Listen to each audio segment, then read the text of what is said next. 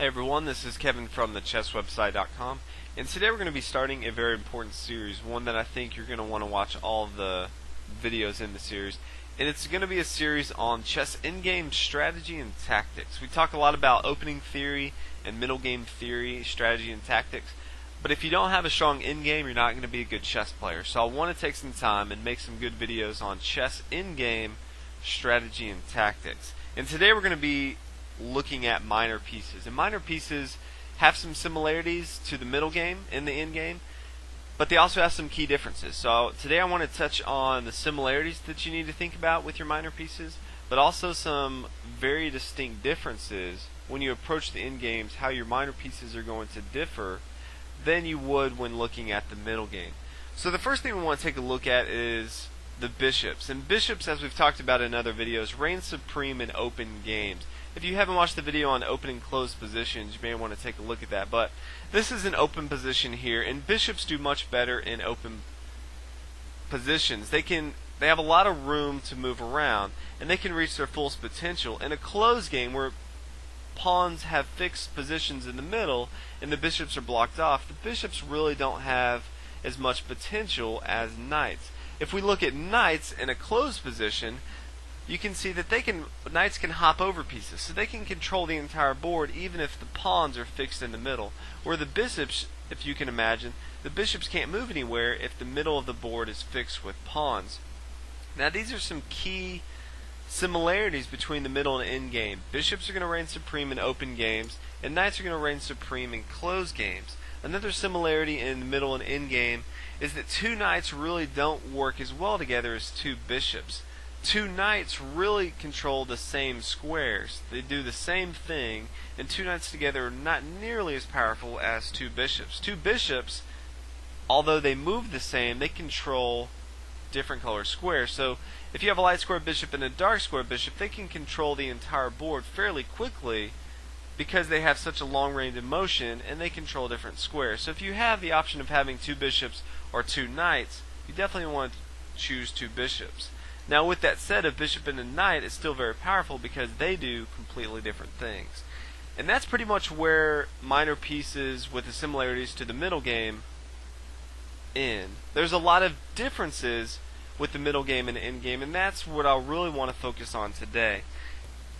One of the big differences that you want to take a look at when you approach the middle game compared to the end game is how the pawn structures affect your minor pieces compared to the end game. If you take a look at the middle game, it's usually common to use your pawns to block off your opponent's bishops. In this case, black is using his pawns to barricade this light square bishop for white so that white cannot use this bishop to its full effect. As you can see, black has all its pawns on these light squares, and this light square bishop can't go anywhere because he's blocked in by all these pawns. In the end game, it's a little bit different, and we're going to take a look at that here. In this end game, as you can tell, you instead don't want to place your pawns on the same color as your opponent's bishop. In this case, if you look at it, black has his pawns on light squares, and white has his pawns on the dark squares. And as you can see here, white is able to attack all the pawns from black, but black is unable to attack any of the pawns from white. And this is a key difference. In the middle game, you want to have your pawns on the same color as your opponent's bishops, where in the end game, you really like to have your pawns on the opposite color of your opponent's bishop. So in this case, white's going to have a much better game because he can attack all the pawns from black, but black in turn cannot attack any of the pawns from white. So in this situation, as you can see, white has a much better game because there's nothing black can really do to attack any of the pawns. He can't really put much pressure. So in this situation, this black bishop is almost worthless. Yes, he can take away some squares from our king moving, but this bishop for white is going to be much more potent, and he can attack all these different pawns and force black to make a lot of different moves. So this is one of the key things that you want to take a look at. We're going to take a look at an example of how you can use this in your endgame when you approach different situations. Let's go and take a look at this example, and it's a pretty common endgame. As you'll see, both sides have 4 pawns, both sides have a bishop on the dark square, and both sides have their king centralized. You always want to centralize your king in the endgame because it becomes a very valuable asset that you can use. And he actually is a very, very powerful piece in the endgame. But it's white's move, and go ahead and think about the theme that we just talked about, and think about what you think would be the best move for white. Well, let's go and talk about it before I show you the move. But if you can see, both sides have a bishop, and they're both on the dark square. And white would really like his pawns to be on the light squares, and his opponents to be on the dark squares.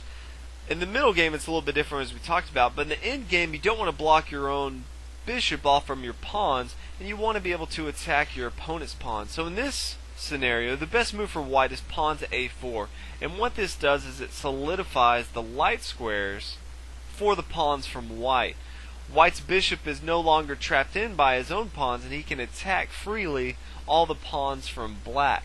Black in turn is only going to be able to attack his own pawn, and he's not going to be able to attack the pawns from white. White's next move, if he wants to, can bring his next pawn to b3, and there's nothing black can do. A lot of times when I approach an endgame and it's a bishop endgame, I always like to look at, can I put all my pawns on a different color than my opponent's bishop? And if I can, I know that I usually have a winning endgame. There may be a few other factors depending on where the kings are, where the pawns are, if the pawns are close to promotion. But if they're in the middle and the kings are centralized, as long as I know I can put my pawns on a different color than my opponent's bishop, I know that his bishop is completely taken out of the game. And that's just another advantage that I can take going into the endgame. So you always want to look at this when you approach a bishop endgame, is how you evaluate your pawn structure and how you can use that pawn structure to help you with your bishops compared to how you would look at it in the middle game.